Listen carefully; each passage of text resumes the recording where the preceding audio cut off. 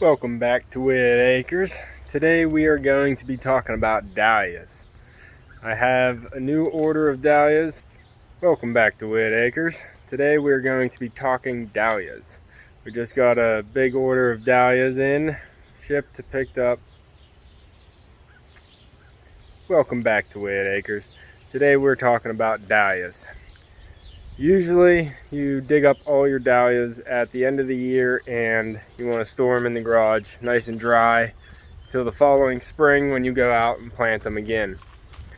But I've had some friends and other people I know that garden around here that have left their dahlias in the ground. They come up every year just fine without any problems of frost or too cold or whatnot.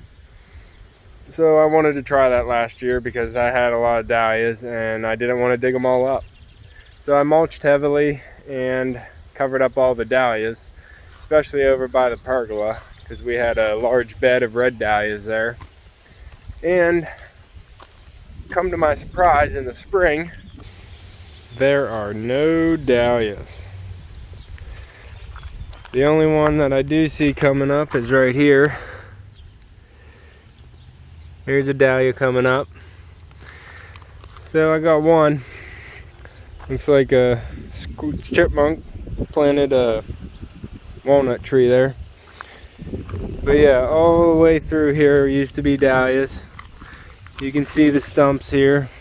But if I dig down in, hoary, dig down in here, you'll see mush. The dahlia bulbs are all, here's a better picture, they're all mush. Nasty bugs. So yeah, that's my dahlia bulbs. It wasn't the frost that got them, I don't think, because they were covered, but they just rotted in place being too wet. So there you go. No more dahlias. So we had to go pick up some dahlias to replace this whole bed here. And I want to show you what we got. While I'm out here, I wanted to show you this. Anybody know what that is? I didn't say anything because I didn't know if it would work.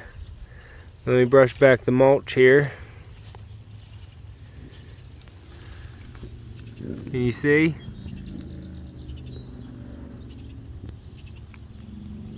That is a carrot. That is a carrot I got from the grocery store, and I left it in the bag too long, didn't eat it in time, and it started sprouting a bunch of roots across the whole carrot. So instead of just throwing it in the compost, I decided I want to see what this thing will do in the ground. So I planted it, and it's growing a new carrot. So it should bloom this year because carrots bloom the second year. So I'm just gonna leave it out there for a flower. Okay, so I couldn't go a whole season without dahlias. Gonna be nice for arrangements, bees, and just love looking at them. It's a big splash of color usually. Unless you leave them in the ground over winter and they all die. But here my dad picked up some flowers, a bunch of different bulbs, and we're gonna go through which ones we got.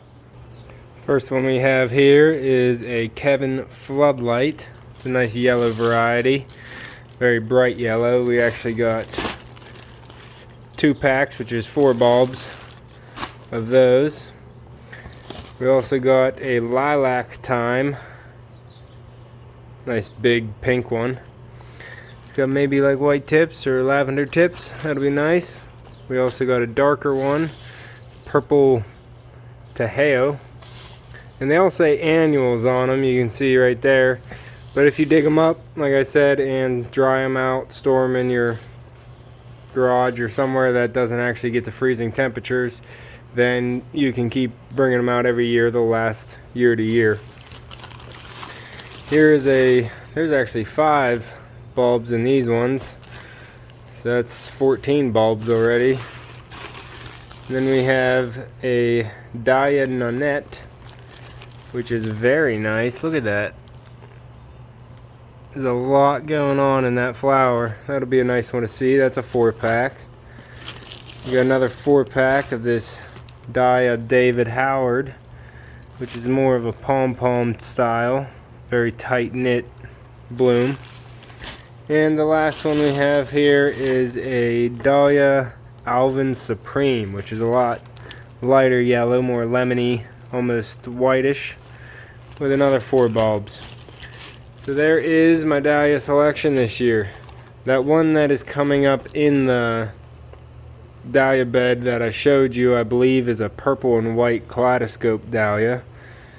And the other thing we got here this year, because I did the same thing with my elephant ear and left it in the ground, we got a big super jumbo elephant ear. Looks like it's ready to grow.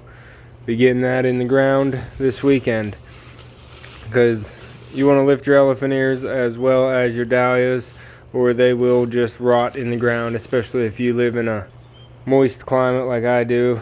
In the fall to spring, the ground's pretty much completely soaked.